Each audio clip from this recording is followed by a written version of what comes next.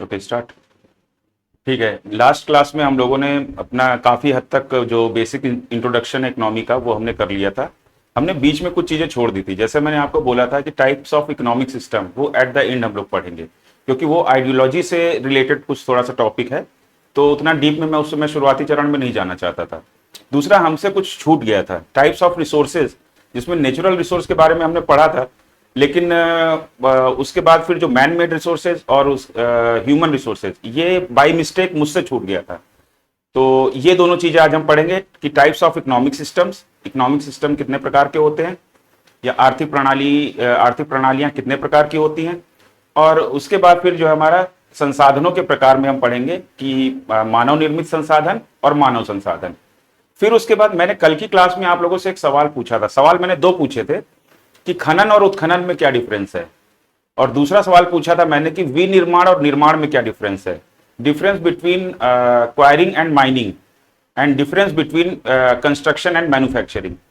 तो ये तीन या फिर इसको आप कह लें कि ये चार टॉपिक आज हम कवर करने की कोशिश करेंगे और कवर कर भी लेंगे। ठीक है, उसके बाद फिर नेक्स्ट फिर हम आगे बढ़ेंगे, फिर जो कि हमारा होगा कि green GDP, circular GDP, sorry green economy, circular economy, और उसके बाद फिर आपका डिजिटल इकोनॉमी। ठीक है, तो चलिए आज की क्लास शुरू करते हैं।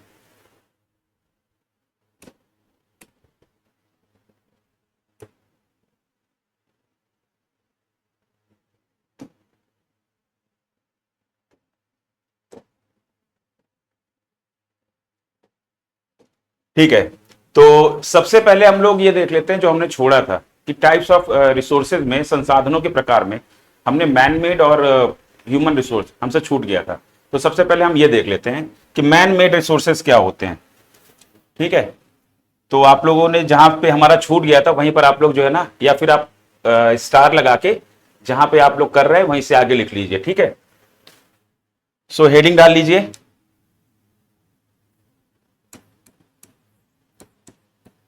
Types of resources. ठीक है, जिसमें natural resource,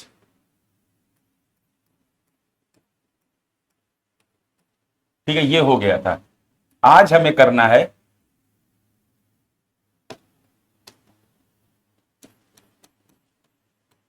man made resources,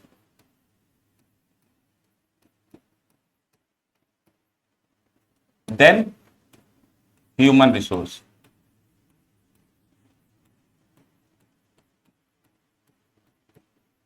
ठीक है, तो इसमें दूसरी हेडिंग डालिए मैन मेड रिसोर्सेस, मानव निर्मित संसाधन।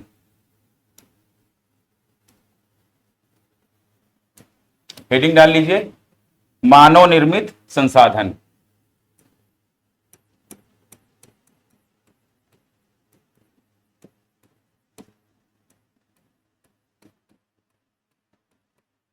तो मानव निर्मित संसाधन क्या होंगे? मानव निर्मित संसाधन वो संसाधन है जो मानव बनाता है। ठीक है, और कैसे बनाता है? नेचुरल रिसोर्सेज का इस्तेमाल करके, प्राकृतिक संसाधनों का इस्तेमाल करके, और अपने कौशल का इस्तेमाल करके। तो मैन मेड रिसोर्सेज में आपको क्या लिखना है? सिर्फ इतना ही लिखना है कि made by human using natural resources and skills. ठीक है, तो लिख लीजिए मैन मेड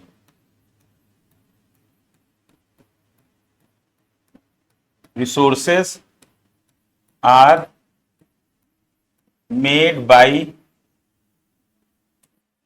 human, ठीक है, using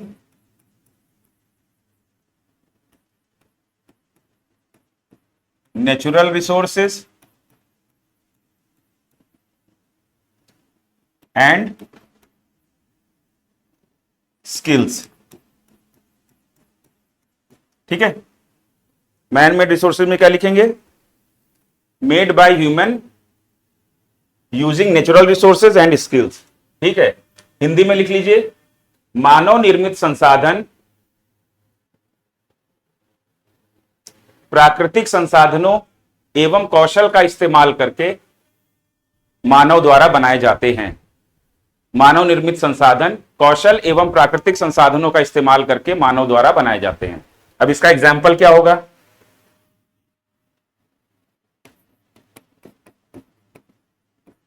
एग्जाम्पल क्या होंगे? अब जैसे मशीनरी, यानी कि मशीन्स जो आपकी हैं, हिंदी में लिखिए मशीनें, ठीक है। फिर उसके बाद आपका इक्विपमेंट्स आ जाएंगे,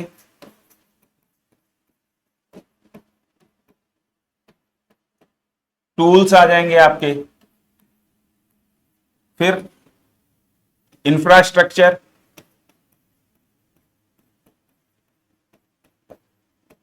आधारभूत संरचना आदि, ठीक है।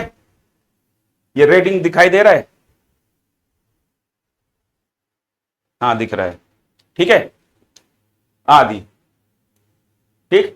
मशीनरी, इक्विपमेंट, टूल्स, इंफ्रास्ट्रक्चर, ठीक है। तो ये एग्जाम्पल हो गए। अब अगला कौन सा टाइप है हमारा? ह्यूमन रिसोर्स, मानव संसाधन। थर्ड नंबर डालिए,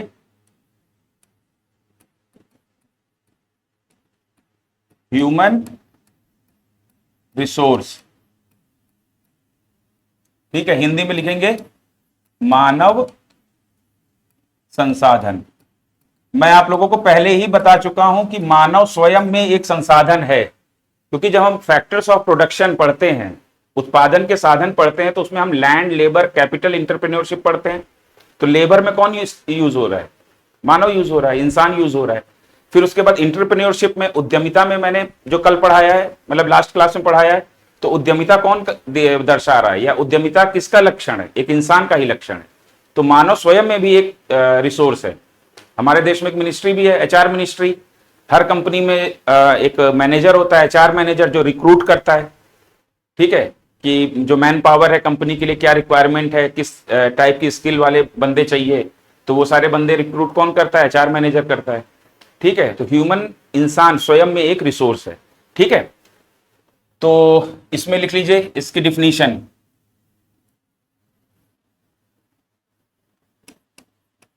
ह्यूमन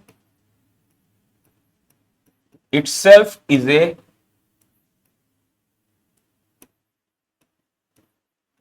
रिसोर्स। मानव स्वयं में एक संसाधन है, ठीक है।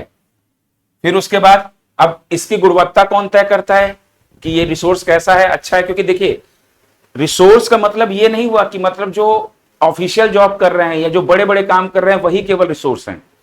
एक अनपढ़, जो पढ़ा लिखा इंसान नहीं है, और एक मजदूरी का भी जो काम कर रहा है, वो भी एक रिसोर्स है। अगर कोई इंसान काम नहीं भी कर रहा है तो भी वो एक रिसोर्स है। अगर कोई इंसान दिव्यांग है, ठीक है, उसके किसी अंग में कोई दिक्कत है, तो वो भी एक रिसोर्स है, ठीक है। तो एक जीवित इंसान हर रूप में एक रिसोर्स है, ठीक है। मेरी बात समझ में आ गई? अब उसकी क्वालिटी कैसे डिटरमाइन होगी? तो उसकी क्वालिटी डिटरमाइन होगी इफिशियंसी,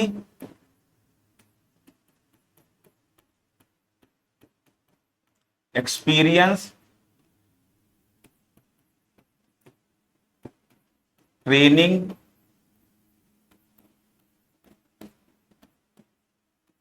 नॉलेज, स्किल्स, ईटीसी, मतलब आदि। क्षमता, अनुभव, प्रशिक्षण, ज्ञान और कौशल, ये सारे जो तत्व हैं वो एक ह्यूमन रिसोर्स की क्वालिटी को बढ़ाते हैं और उसको दर्शाते हैं, ठीक है। तो लिख लीजिए ईटीसी एक्सेट्रा इंक्रीज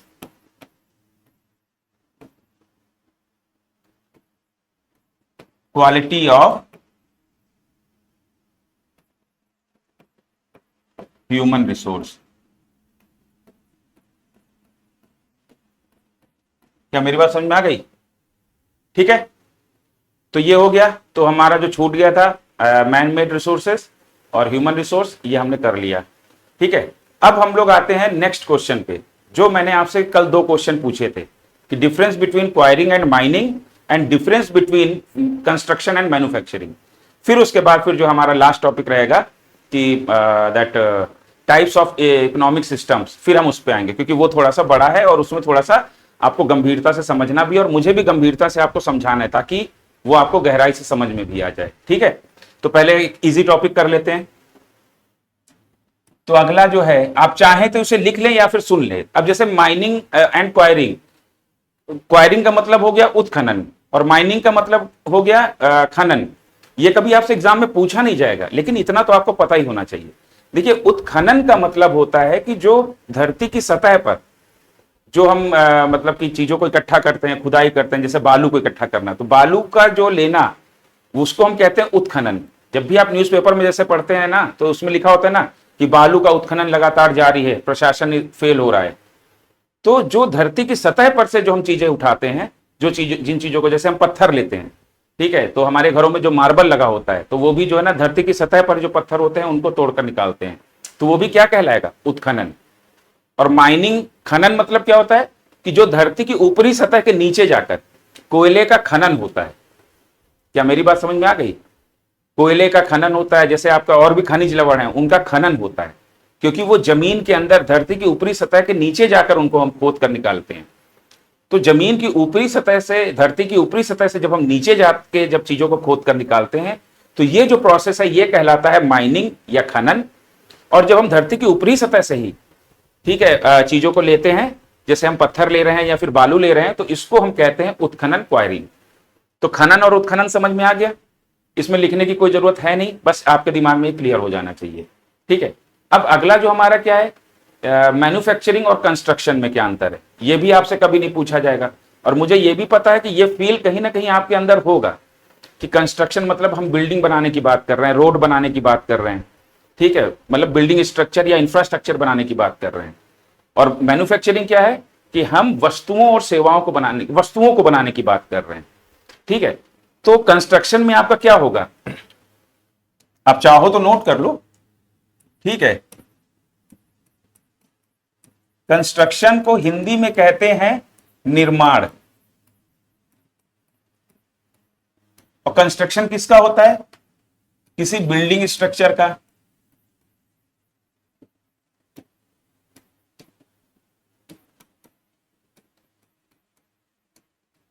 ठीक है, या फिर इंफ्रास्ट्रक्चर, जिसमें ब्रिज वगैरह भी आपके आ जाएंगे। ठीक है, इन सबका इसमें जो है ना कंस्ट्रक्शन होता है। अब दूसरी चीज क्या है कि ये जो है ओपन साइट पे होता है, ये कहीं भी मतलब किया जा सकता है, जहां भी खुली जगह है और अगर हमें कुछ वहां पर बनाने की जरूरत है तो कहीं पर भी ये ओपन साइट में कंस्ट्रक्शन का काम किया जा सकता है। और इसमें जो मटेरियल, रॉ मटेरियल यूज करते हैं वो एक स्टैंडर्ड रॉ मटेरियल है, मतलब हर जगह कंस्ट्रक्शन में ऑलमोस्ट वही रॉ मटेरियल यूज होगा। ठीक है, ऑलमोस्ट, जैसे क्या होगा इसमें रॉ मटेरियल क्या हो जाएगा कि आपका सीमेंट है, सैंड है, ब्रिक्स हैं, ठीक है, उसके बाद आयरन रॉड्स हैं। ठीक है, तो ये सारे मटेरियल, स्टैंडर्ड मटेरियल ही जो है ना इसमें इस्तेमाल होते हैं। तो ये हमारा क्या हो गया? कंस्ट्रक्शन। अब मैन्युफैक्चरिंग क्या है?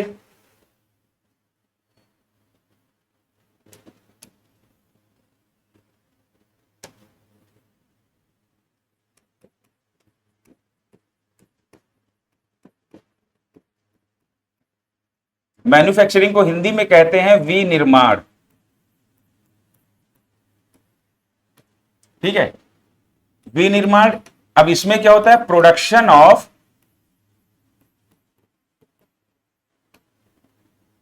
गुड्स, वस्तुओं का उत्पादन। ठीक है, कारों का उत्पादन, जैसे ये डिजिटल बोर्ड का प्रोडक्शन हो रहा है, ठीक है, कंप्यूटर का प्रोडक्शन हो रहा है, कार का, मोटर बाइक का, ठीक है, और भी बहुत सारी चीजें जो भी हैं, बहुत सारी वस्तुएं जो भी आप देख सको, ठीक है, कैमरे का, तो ये सारे जो है, इस माइक का, तो ये सब क्या है? ये प्रोडक्शन ऑफ गुड्स है, इसको हम क्या कहते हैं? मैन्युफैक्चरिंग। और ये होता कहां है? ये होता है एक कंट्रोल्ड एंड ऑर्गेनाइज्ड प्लेस पर होता है। जो वो प्लेस जो है ना, ओपन प्लेस भी हो सकता है, ओपन इन द सेंस खुला हुआ, जिसके ऊपर मतलब आवरण ना हो, छत वगैरह ना हो। ठीक है, अब जैसे कुम्हार है, कुम्हार अपना काम तो खुले में ही करता है, मिट्टी के बर्तन अगर बना रहा है तो वो भी तो प्रोडक्शन है, मैन्युफैक्चरिंग है एक तरीके से। ठीक है। और कुछ प्रोडक्शन ऐसा होता है, ज्यादातर प्रोडक्शन वो फैक्ट्रियों के अंदर होता है, ठीक है। तो वो इलाका कैसा होता है, वो कंट्रोल नियंत्रित होता है और संगठित होता है। अब कुम्हार जहां पर अपने बर्तन बना रहा है तो वहां पर जानवर वगैरह नहीं बांधेगा, ठीक है। वो अपना ऑर्गेनाइज करके रखेगा कि यहाँ पर ये मेरा मतलब घूमने वाला है ये जो चक्र है, फिर यहाँ पर मैं अपने बर्तन सुखाने के लिए रखूंगा जो मैं बनाऊंगा, यहाँ पर मैं मेरी भट्टी रहेगी, यहाँ मैं पकाऊंगा, पका के फिर मैं वहां निकालूंगा। तो वो जो जगह होगी, वैसे ही फैक्ट्रियों में भी होता है कि रॉ मटेरियल यहाँ इकट्ठा होगा, फिर रॉ मटेरियल का फर्स्ट स्टेज प्रोसेस यहाँ होगा, सेकंड स्टेज वहां होगा। ये हमारा सारा जो सेफ्टी को लेकर जो हमारा सिस्टम वो लगा हुआ है। तो आप मतलब समझ रहे हैं ना। तो मैन्युफैक्चरिंग एक कंट्रोल्ड एरिया में और ऑर्गेनाइज्ड प्लेस पर होती है, ठीक है। अगर आप प्लेस चेंज करोगे तो आपको फिर से उस एरिया को कंट्रोल करना पड़ेगा और ऑर्गेनाइज करना पड़ेगा। कंस्ट्रक्शन आप कहीं पे भी खुदाई करके शुरू हो जाओ।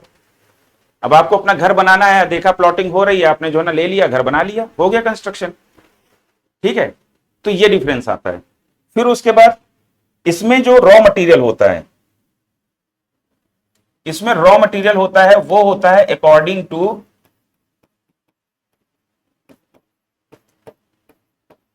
प्रोडक्ट। इसमें जो रॉ मटेरियल होता है वो आपके उत्पाद के अनुसार होता है कि क्या चीज, क्या वस्तु आप बना रहे हो, उसके हिसाब से रॉ मटेरियल यूज करते हैं, ठीक है। अगर आप जैसे प्लास्टिक के खिलौने बना रहे हैं तो प्लास्टिक के खिलौनों में को बनाने में आपको जैसे प्लास्टिक रॉ मटेरियल की तरह यूज होगा। अगर आप मोटर बाइक बना रहे हैं तो उसमें आपका जो मेटेलिक चीजें हैं वो इस्तेमाल होंगी। तो मेरी बात समझ गए ना। तो इसमें क्या है, अकॉर्डिंग टू प्रोडक्ट, उत्पाद के अनुसार, वस्तु के अनुसार हमारा रॉ मटेरियल यूज होता है। जबकि उसमें कंस्ट्रक्शन में ऑलमोस्ट एक स्टैंडर्ड मटेरियल है जो वही यूज हो रहा है। क्या मेरी बात समझ में आ गई, ठीक है। तो ये हो गया मैन्युफैक्चरिंग और कंस्ट्रक्शन में डिफरेंस। फिर हमने ये भी समझ लिया कि हमारा क्वायरिंग और माइनिंग में क्या डिफरेंस है, ठीक है। और हमारा जो छूटा हुआ था टाइप्स ऑफ रिसोर्सेज वो भी हमने कर लिए, ठीक है। अब आते हैं मेन जो हमारा जो इंपॉर्टेंट पार्ट है आज का, उस पर आते हैं। तो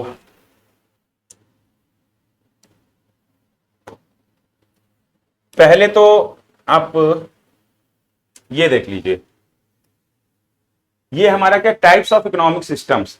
एक्चुअली क्या है कि ये क्लियर आ रहा है कि नहीं आ रहा है?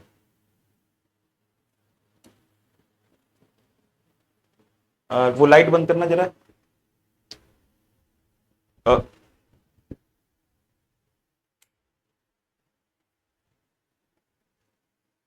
विजिबल कम है, आप लोगों को क्लियर दिख रहा है?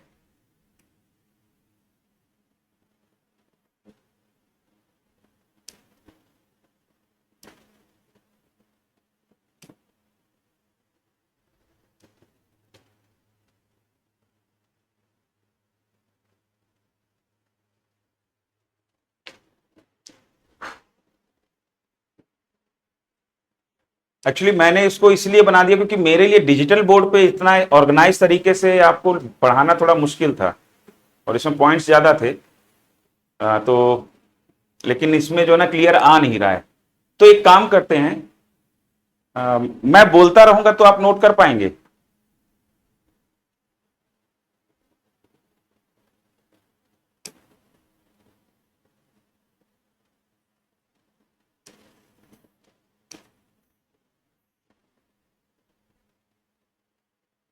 अच्छा, मैं थोड़ा सा लाइटिंग का कुछ सिस्टम करके देखता हूं, जरा होल्ड करिएगा आप लोग।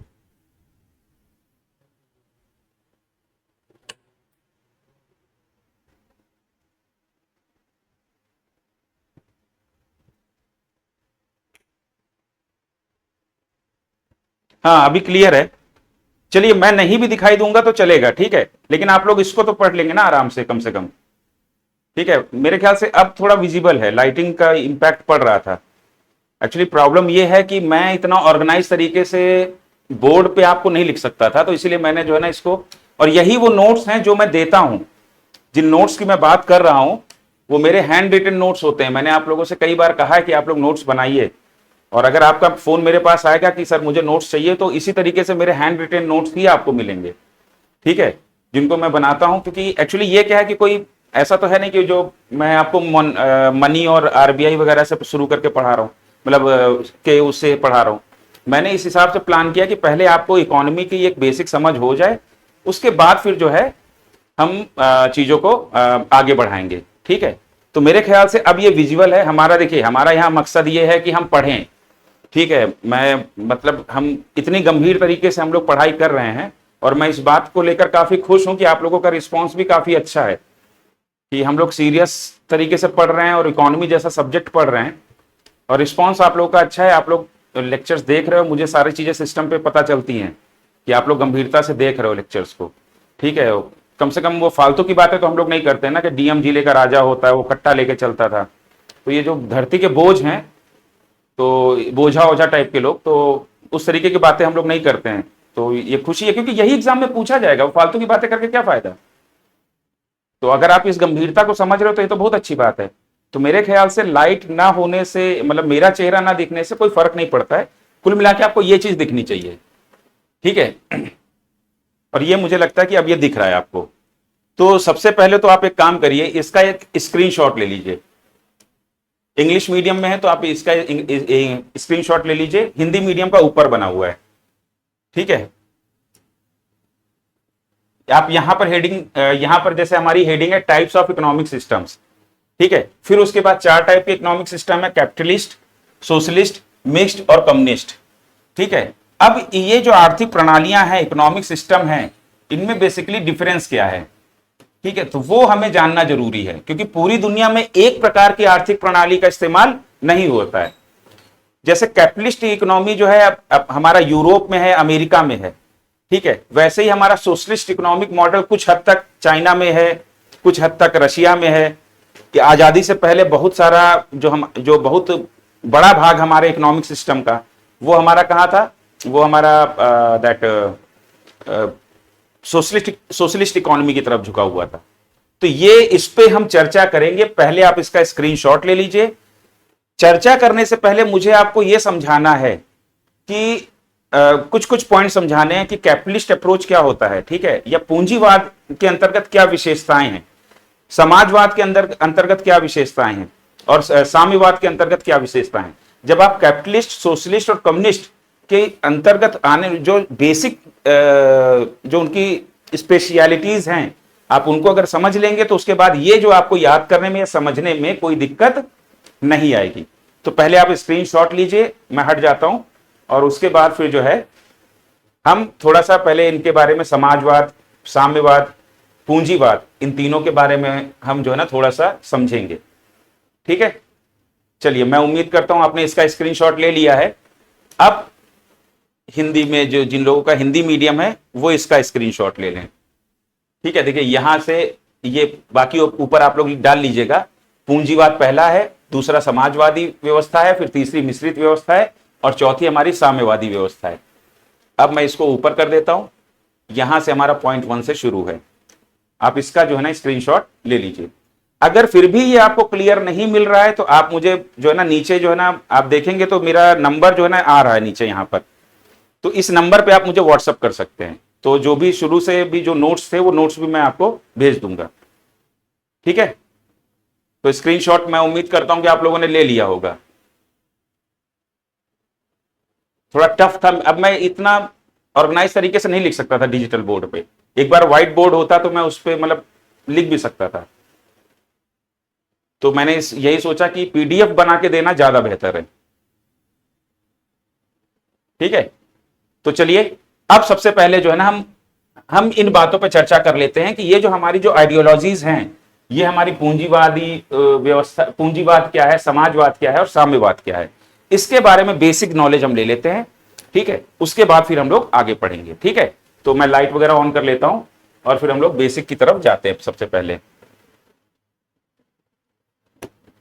ठीक है।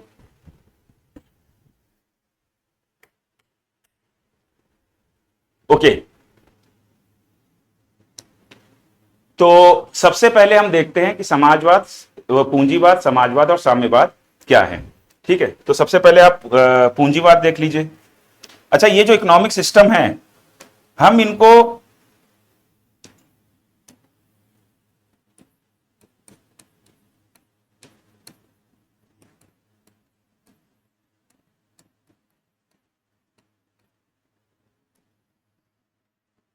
इनके बारे में बस एक बेसिक जानकारी लेंगे। पहली जानकारी ये होगी कि इंपॉर्टेंस किसकी है, अब जैसे पूंजीवाद है, कैपिटलिस्ट इकोनॉमिक सिस्टम है, तो कैपिटलिस्ट आइडियोलॉजी में इंपॉर्टेंस किसकी है, किसका महत्व है, ठीक है। फिर उसके बाद हम बात करेंगे कि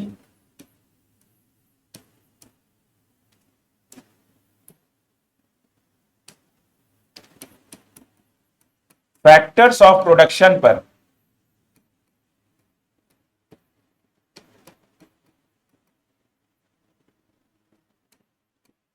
ओनरशिप किसकी है, ठीक है।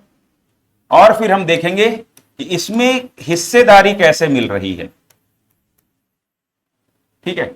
तो हमारे जो तीन मेन आइडियोलॉजीज हैं, कैपिटलिस्ट, सोशलिस्ट और कम्युनिस्ट, पूंजीवाद, समाजवाद और साम्यवाद, तो उसमें किसकी इंपॉर्टेंस है, फैक्टर्स ऑफ प्रोडक्शन में ओनरशिप किसके पास जा रही है, और इक्विटी मतलब कि हिस्सेदारी कैसे मिल रही है लोगों को, ठीक है। तो सबसे पहले हेडिंग डाल लीजिए, आप लोग इसको नोट कर लीजिए, ये बेसिक रिक्वायरमेंट, क्योंकि जैसे मैंने आज अपने ग्रुप में क्वेश्चन डाला था कि is communism is possible in practical, क्या साम्यवाद व्यवहारिक तौर पर संभव है।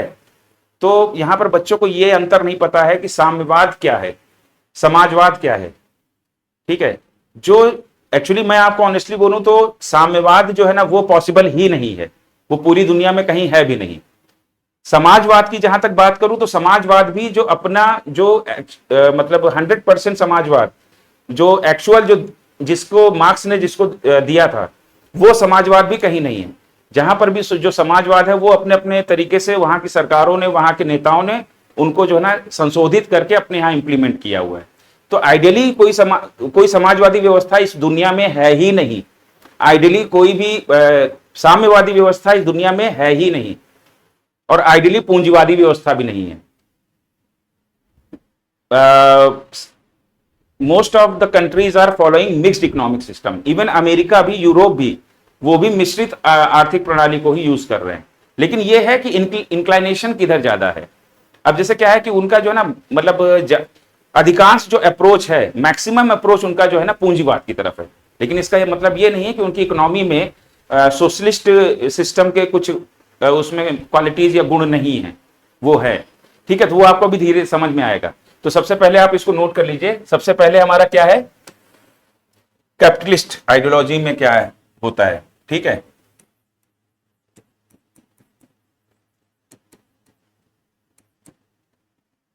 पूंजीवाद, ठीक है। अब पूंजीवाद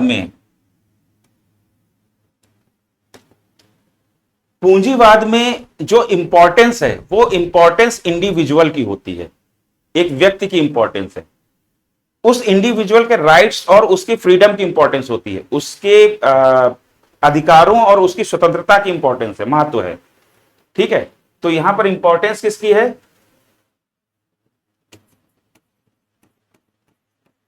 पहला पॉइंट लिख लीजिए, importance of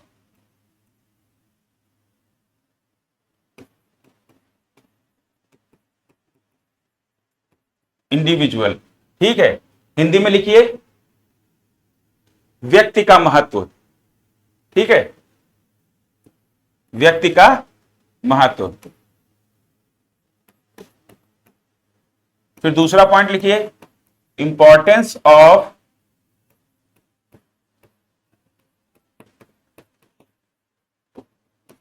individuals rights and freedom, ठीक है। व्यक्ति के अधिकारों एवं स्वतंत्रता का महत्व है। अब जब बात हो रही है कि उसके अधिकारों का महत्व है, उसके स्वतंत्रता का महत्व है पूंजीवाद के अंतर्गत, हिंदी में लिख लीजिए व्यक्ति के अधिकारों एवं स्वतंत्रता का महत्व है। अब जब बात अधिकारों की हो रही है तो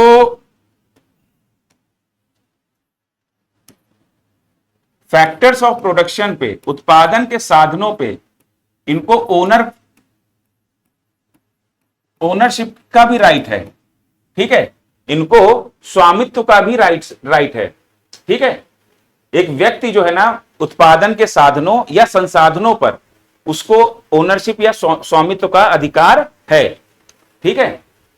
अब अगर और उसके बाद हम इसके फ्रीडम वाले एंगल को देखें तो वो फ्री है, free to produce and free to trade. वो उत्पादन करने के लिए स्वतंत्र है और व्यापार करने के लिए स्वतंत्र है। तो पूंजीवाद में एक व्यक्ति का महत्व है, व्यक्ति के अधिकारों का महत्व है, व्यक्ति की स्वतंत्रता का महत्व है। तो इस लिहाज से अपने अधिकारों का इस्तेमाल करते हुए, क्योंकि उस पूंजीवाद के तहत यह माना गया है कि व्यक्ति जो पैदा हुआ है वो अपनी कुछ स्वतंत्रता और कुछ अधिकारों के साथ पैदा हुआ है, ठीक है, तो हमें उनका सम्मान करना चाहिए। तो जब अधिकारों की बात आती है तो यह माना गया पूंजीवाद में कि जो है ना फैक्टर्स ऑफ प्रोडक्शन या संसाधनों पर व्यक्ति स्वामित्व रख सकता है और वो कुछ भी उत्पादन करने के लिए स्वतंत्र है और वो व्यापार करने के लिए भी स्वतंत्र है। क्या मेरी बात समझ में आ गई? तो ये हमारा पूंजीवाद है। समाजवाद में समाज का महत्व है, ठीक है, और जब समाज का जहां महत्व है तो वहां पर व्यक्ति की स्वतंत्रता कहीं ना कहीं बांधी जाती है, व्यक्ति के अधिकारों को कहीं ना कहीं सीमित किया जाता है, क्योंकि पूरे समाज को साथ लेके चलना है। तो वहां पर फैक्टर्स ऑफ प्रोडक्शन, उत्पादन के साधनों या संसाधनों पर एक व्यक्ति स्वामित्व का दावा नहीं कर सकता, उन पर पूरे समाज का दावा होता है, ठीक है। तो अब इसमें क्या है, तो पूंजीवाद समझ में आ रहा है कि नहीं आ रहा है? अब पूंजीवाद में जो इक्विटी है, हिस्सेदारी कैसे मिलती है इंसान को, तो इसमें हिस्सेदारी कैसे मिलती है?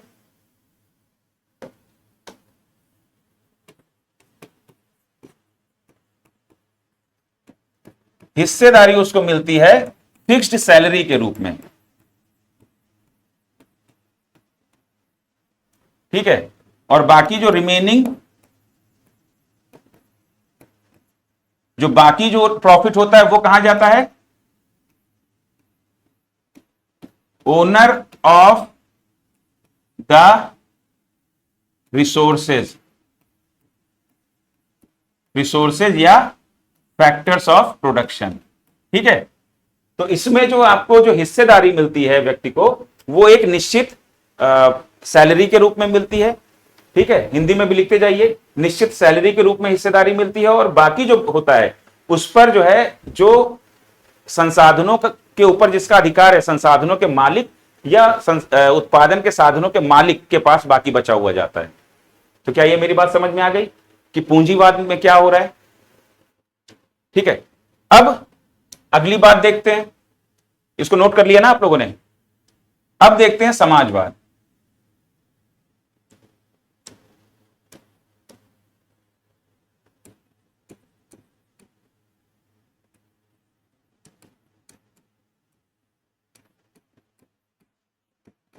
सोशलिस्ट मॉडल, ठीक है, समाजवाद। तो समाजवाद का मॉडल क्या है? समाजवाद की आइडियोलॉजी के तहत, सोशलिस्ट और आइडियोलॉजी के तहत यह माना गया है कि individual is the part of society, व्यक्ति समाज का हिस्सा है, इसीलिए यहां पर व्यक्ति की इंपॉर्टेंस नहीं होगी, सोसाइटी की इंपॉर्टेंस होगी, ठीक है। तो पहला पॉइंट क्या लिखेंगे आप? पहला पॉइंट लिखिए,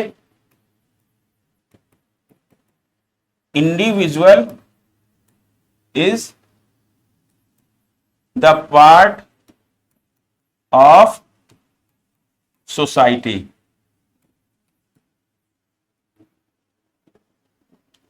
सो here importance is given to society. व्यक्ति समाज का हिस्सा है, इसलिए यहां पर समाज को महत्व दिया गया है। हिंदी में लिखिए, व्यक्ति समाज का हिस्सा है, इसलिए यहां पर समाज को महत्व दिया गया है। अब जब समाज को महत्व है तो दूसरे पॉइंट में लिखिए कि फैक्टर्स ऑफ प्रोडक्शन या रिसोर्सेज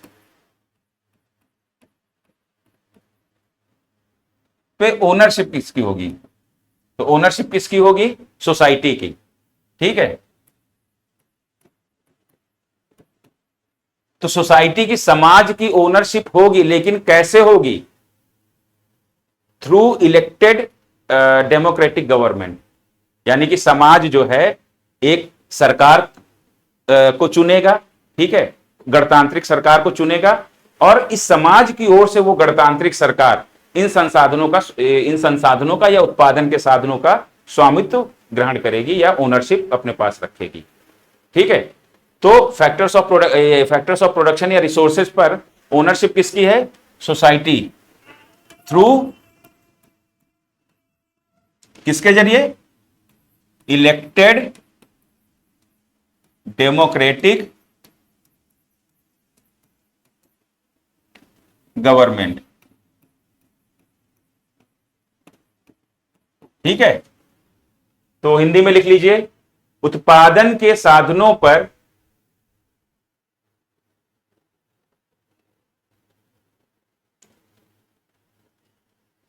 चुनी हुई गणतांत्रिक सरकार के माध्यम से, उत्पादन के साधनों पर चुनी हुई गणतांत्रिक सरकार के माध्यम से समाज का स्वामित्व होता है। तो यानी कि यहां पर क्या है कि सोशलिस्ट आइडियोलॉजी में स्टेट या गवर्नमेंट की जो का कॉन्सेप्ट है वो है, कम्युनिस्ट में नहीं है। ध्यान रखिएगा, कम्युनिस्ट में there is no state, there is no government. ये चीज जो है ना, जैसे एक गुड़िया ने आंसर भेजा था, तो मैंने उसको बोला कि बेटा ठीक है, मतलब आपको थोड़ा कम्युनिज्म की थोड़ी सी समझ कम है, ठीक है, लेकिन मैं अच्छा है कि उसने लिखा तो कम से कम। ये बहुत सुंदर बात है कि उसने लिखा। ठीक है, तो मैंने कहा कि मैं जो है ना क्लास में डिस्कस करूंगा, तो इसीलिए फिर मैंने जो ना, पहले तो मैं सीधे आपको डिफरेंस बताने जा रहा था, क्योंकि मैं इकोनॉमी का टीचर हूं, मैं पॉलिटी का टीचर नहीं हूं, या फिर मैं पॉलिटिकल साइंस का टीचर नहीं हूं। तो ये सारी जो कॉन्सेप्ट वगैरह है ये पॉलिटिकल साइंस से रिलेटेड है। ठीक है, लेकिन इस पे अब डिस्कशन हमने कर लिया, तो अब जो डिफरेंस है वो आपको बहुत अच्छे से समझ में आ जाएगा। मेरी बात समझ में आई? तो अब यहां पर हम क्या है कि ओनरशिप इसमें क्या है? सोसाइटी का है, किसके द्वारा? इलेक्टेड डेमोक्रेटिक गवर्नमेंट के थ्रू। ठीक है, अब यहां पर इक्विटी कैसे मिलती है? यहां पर जो है हिस्सेदारी कैसे मिलती है?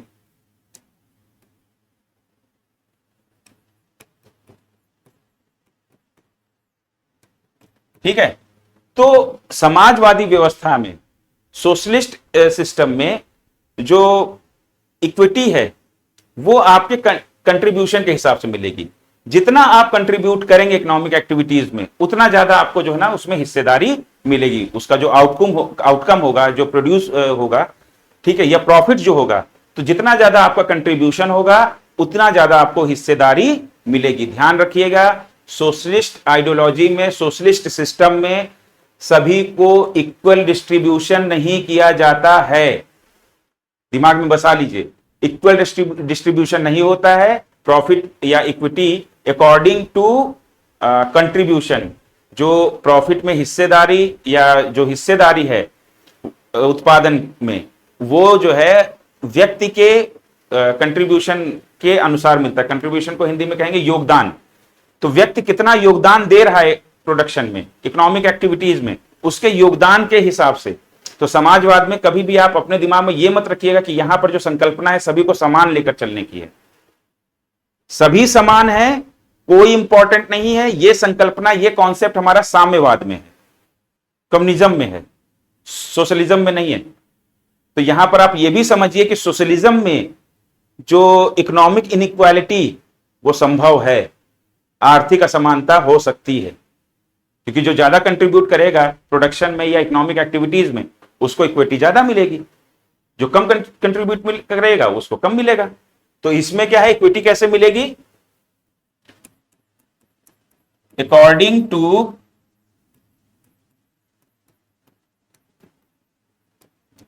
Contribution in economic activities.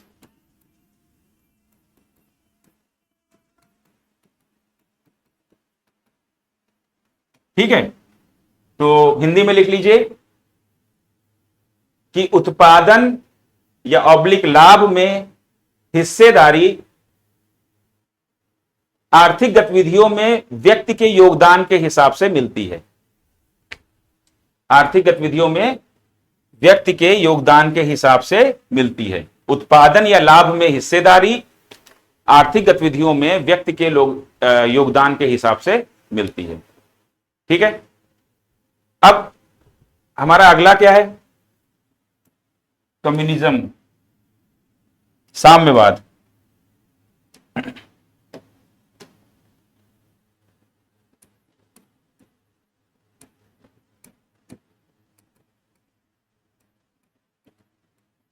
साम्यवाद, ठीक है। अब साम्यवाद में क्या है, कौन इंपॉर्टेंट है? अब हमने उसमें देखा, पूंजीवाद में हमने देखा कि एक इंडिविजुअल इंपॉर्टेंट है, उसका राइट इंपॉर्टेंट है, उसकी फ्रीडम इंपॉर्टेंट है। पूंजीवाद में एक व्यक्ति इंपॉर्टेंट है, उसके अधिकार इंपॉर्टेंट है, उसकी स्वतंत्रता इंपॉर्टेंट है। समाजवाद में समाज इंपॉर्टेंट है और साम्यवाद में कोई इंपॉर्टेंट नहीं है।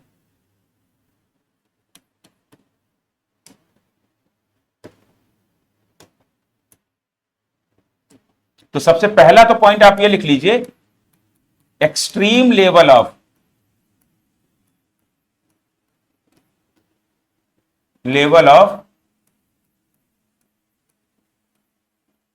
Socialist model. Extreme level of socialist model, Hindi में लिखिए, समाजवादी मॉडल का एक्सट्रीम लेवल, चरम स्तर। समाजवादी मॉडल का चरम स्तर, ठीक है। पहला पॉइंट क्या रहेगा? समाजवादी मॉडल का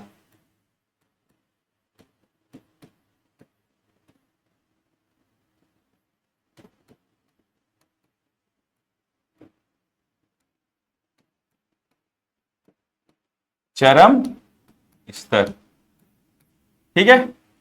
दूसरा पॉइंट क्या होगा कि ऑल आर इक्वल। दूसरा पॉइंट क्या है?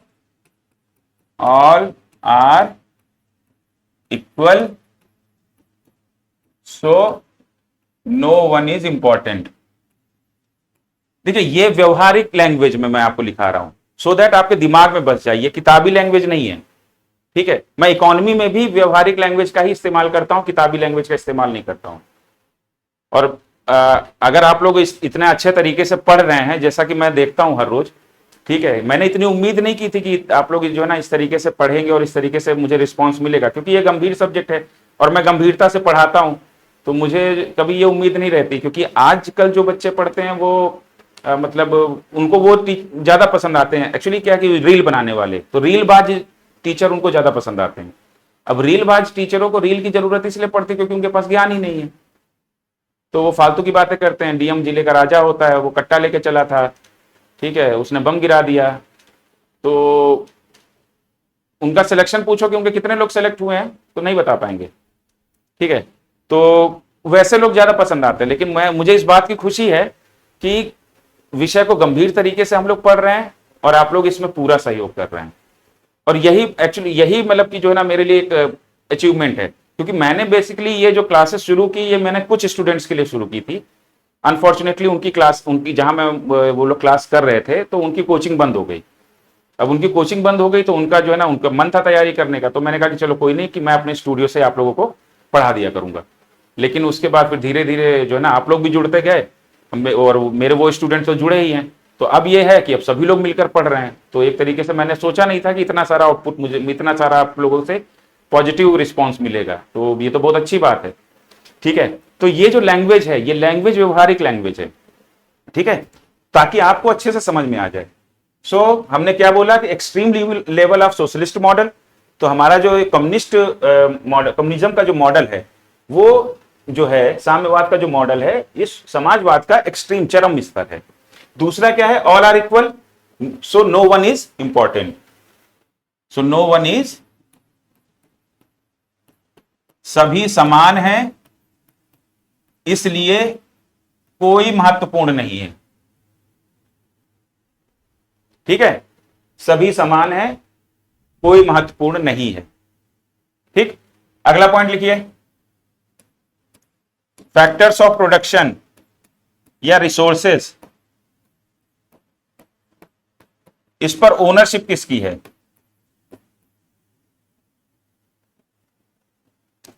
तो लोगों की। ठीक है, किसकी है?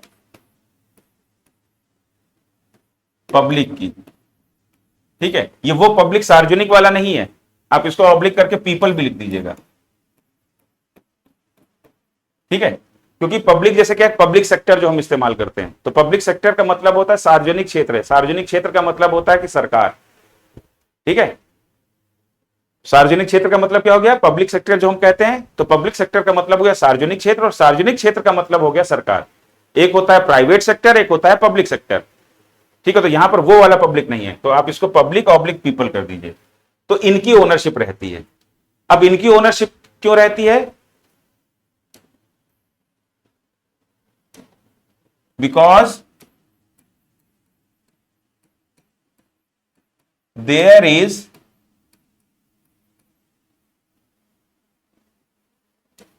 नो गवर्नमेंट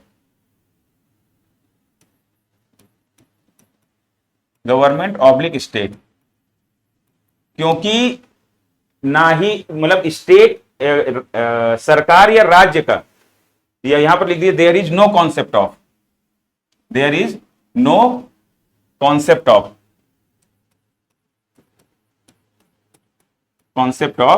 गवर्नमेंट या स्टेट। ठीक है, उत्पादन के साधनों और संसाधनों पर लोगों का अधिकार होता है, क्योंकि साम्यवाद के अंतर्गत, हिंदी में लिखिए, उत्पादन के साधनों और संसाधनों पर लोगों का अधिकार होता है, क्योंकि साम्यवाद के अंतर्गत राज्य या सरकार की कोई संकल्पना नहीं होती है। राज्य या सरकार की कोई संकल्पना नहीं होती है। याद कर लीजिए, इस चीज को रट लीजिए। समाजवाद में आर्थिक असमानता हो सकती है, इकोनॉमिक इनइक्वालिटी हो सकती है, क्योंकि वहां पर जो आपको इक्विटी या शेयर जो आपको मिल रहा है वो अकॉर्डिंग टू योर कंट्रीब्यूशन, आपके योगदान के हिसाब से मिल रहा है। तो जो कम योगदान देगा उसको कम मिलेगा पैसा या उसको हिस्सा, जो ज्यादा योगदान देगा तो उसको ज्यादा हिस्सा मिलेगा। तो यहां पर इकोनॉमिकल इनइक्वालिटी हो गई कि नहीं हो गई? तो समाजवाद में कभी भी दिमाग में यह मत रखिएगा कि सभी को समान माना गया है। ठीक है, महत्व समाज का है, सभी को साथ लेकर चलना है। जो उसमें गरीब बचेंगे उन गरीबों के लिए कल्याणकारी योजनाएं आएंगी। जो वेलफेयर स्कीम्स हैं या वेलफेयर स्टेट का जो कॉन्सेप्ट है, ये सोशलिस्ट आइडियोलॉजी से ही निकला है। अब हमारे देश में जो जब हम 1991 के पहले जब हमारा जो इकोनॉमिक मॉडल था उसका जो झुकाव था वो सोशलिस्ट मॉडल की तरफ ज्यादा था, तो कल्याणकारी योजनाएं और सरकार की योजनाओं का बहुत अधिक महत्व था। हम 5 ईयर प्लान योजना मतलब कि पंचवर्षीय योजनाओं का इस्तेमाल करते थे, क्योंकि वहां पर क्या है कि समाजवाद की तरफ जब हमारा झुकाव था तो समाज और पूरे देश को लेकर चलना है ना साथ में, और जब पूरे देश को साथ में लेकर चलना है तो हम संसाधनों को भी प्लानिंग के हिसाब से खर्च करेंगे, क्योंकि हम निजी क्षेत्र पर संसाधनों को नहीं छोड़ सकते। अगर हम निजी क्षेत्र के हाथों पे निजी क्षेत्र के भरोसे हम संसाधनों को छोड़ दें, जैसा कि पूंजीवाद में होता है कि भाई एक इंडिविजुअल महत्वपूर्ण है, वो स्वामित्व भी रख सकता है, वो जो चाहे उत्पादन करे और जहां भी चाहे ट्रेड करे। लेकिन हम यहां पर समाजवादी व्यवस्था में, सोशलिस्ट मॉडल में ये चीज नहीं अपना सकते हमें, क्योंकि सोसाइटी को साथ लेकर चलना है। अब सोसाइटी में जब सोशलिस्ट मॉडल है तो ये पॉसिबल है कि इकोनॉमिक इनइक्वालिटी, आर्थिक असमानता हो, क्योंकि कंट्रीब्यूशन के हिसाब से इक्विटी मिलेगी। तो जो गरीब रहेंगे उनके लिए सरकार जो है ना 5 ईयर प्लान के तहत जो है उनके लिए वेलफेयर स्कीम्स वगैरह लेकर आएगी। लेकिन साम्यवाद में सभी समान है, कोई इंपॉर्टेंट नहीं है। साम्यवाद में एक चीज रट लीजिए, देयर इज नो स्टेट या देयर इज नो गवर्नमेंट। ठीक है, जो फैक्टर्स ऑफ प्रोडक्शन या रिसोर्सेज हैं ओन्ड बाय पीपल या public of that particular area या फिर दैट पर्टिकुलर कंट्री। ठीक है, तो क्या मेरी बात समझ में आ गई? अब यहां पर इक्विटी कैसे मिलती है साम्यवाद में? तो साम्यवाद में इक्विटी कैसे मिलती है, हिस्सेदारी कैसे होती है? तो उसमें साम्यवाद के अंतर्गत व्यक्ति को अपनी स्किल और अपनी कैपेबिलिटी के हिसाब से कंट्रीब्यूशन करना है, अपनी क्षमता और अपने कौशल के हिसाब से आर्थिक गतिविधियों में अपना योगदान देना है, ठीक है, जितनी उसकी क्षमता है, लेकिन उसको मिलेगा कितना, एज पर रिक्वायरमेंट, जितनी जरूरत है, ठीक है, as per requirement.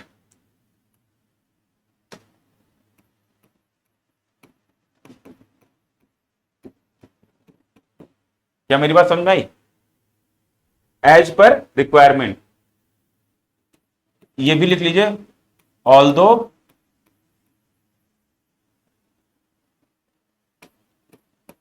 people have to contribute according to their capability and skills।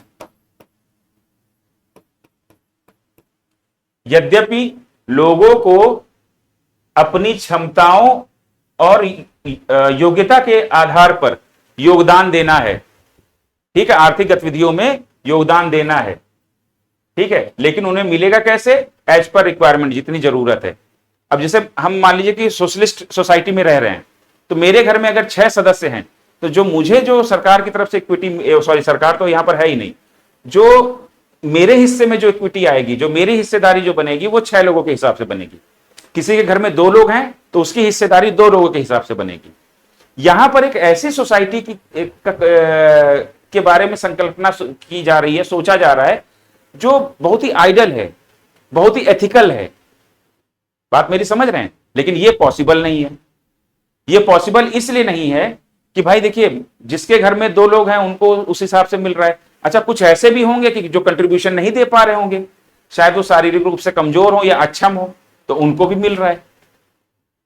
तो यहां पर एक बात ये निकल कर आती है कि एक तो सबसे बड़ी चीज ये है कि कंट्रोल करने वाला कोई नहीं है, और वो सबसे मस्ट है, क्योंकि जो ह्यूमन नेचर है वो ह्यूमन नेचर जो है ना, वो लालची है स्वभाव से, ठीक है, वो ग्रीडी है। और उसके बाद क्या है कि वो जो है ना अपने हित के बारे में सोचता है। इंसान स्वभाव से लालची है और वो हमेशा अपने हित के बारे में सोचता है। तो हम एक ऐसे सोसाइटी के बारे में सोच ही नहीं सकते, और इंसान इतना एथिकल हो ही नहीं सकता कि वो जो है ना इतना जस्टिफाइड तरीके से सोचे या जस्टिफाइड तरीके से वो अपना कंट्रीब्यूशन दे। क्योंकि अगर मान लीजिए कि किसी घर में कोई भी काम करने योग्य नहीं है, तो भी वहां पर उनकी रिक्वायरमेंट के हिसाब से उनकी हिस्सेदारी बनेगी। बात मेरी समझ रहे हैं? तो जो काम कर रहा होगा वो भी सोचेगा हम काम क्यों करें, हिस्सेदारी तो मेरी भी बनी जाएगी, है कि नहीं? तो ये जो साम्यवादी व्यवस्था है, कम्युनिस्ट मॉडल है, ये थोड़ा सा मुश्किल है, मुश्किल एक्चुअली इम्पॉसिबल है, ठीक है, बिकॉज इंसान ह्यूमन इतना एथिकल हो ही नहीं सकता। क्या मेरी बात समझ में आ गई?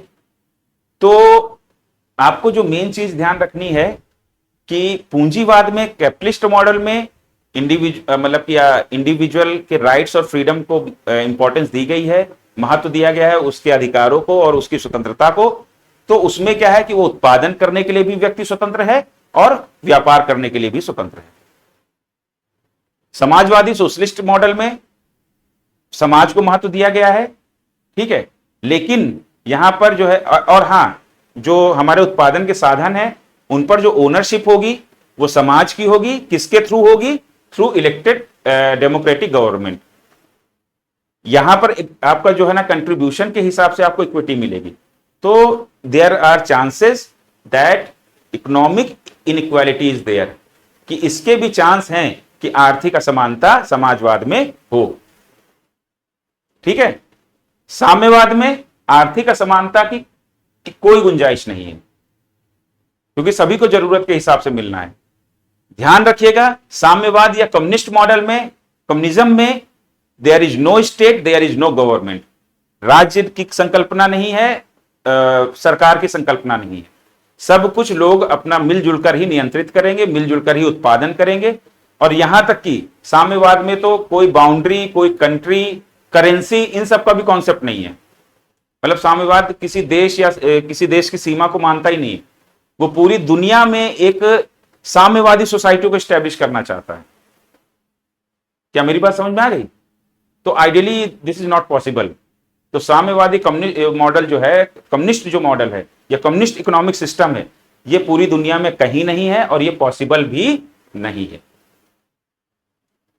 क्या ये बेसिक आपको समझ में आ गया? ठीक है। तो अब हम लोग चलते हैं कि जो हमारा जो टाइप्स ऑफ इकोनॉमिक सिस्टम है उनमें क्या डिफरेंस है।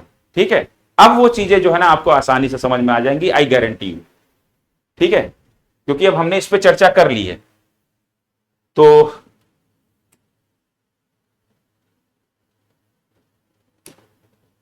देखिए, शायद लाइट ऑफ करनी पड़ेगी। ठीक है, तो मैं लाइट ऑफ कर रहा हूं। ठीक है, मैं आपको नहीं दिखूंगा लेकिन आपको बोर्ड प्रॉपर दिखेगा। ठीक है, तो आप लोग बोर्ड को दिखेगा।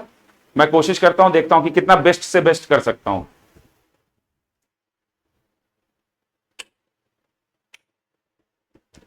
बोर्ड आपको क्लियर दिख रहा है? और कोशिश करता हूं मैं। अब बेस्ट है। ठीक है, हमें पढ़ने से मतलब है, एक दूसरे की शक्ल देखने से मतलब नहीं है। ठीक है, तो अब आप चाहें तो ये मुझे ज्यादा बेहतर लग रहा है, तो अब आप इसका स्क्रीनशॉट ले लें तो ज्यादा बेहतर है।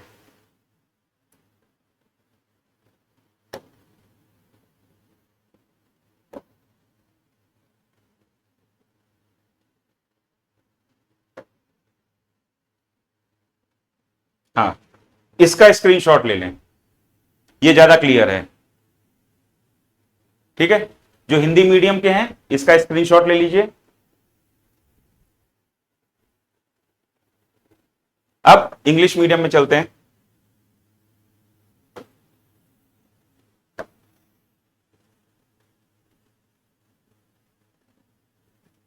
क्लियर। इंग्लिश मीडियम में इसका स्क्रीनशॉट ले लीजिए। अगर कहीं पर आपको कुछ कट रहा है या नहीं समझ में आ रहा है तो मैं तो बोलूंगा ही, तो आप वहां पर पेन से नोट कर लीजिएगा। ठीक है, थोड़ा बहुत सहन कर लेंगे पढ़ाई को लेकर, हम भी सहन कर लेंगे, आप लोग भी सहन कर लीजिए। चलिए अब शुरू करते हैं। देखिए,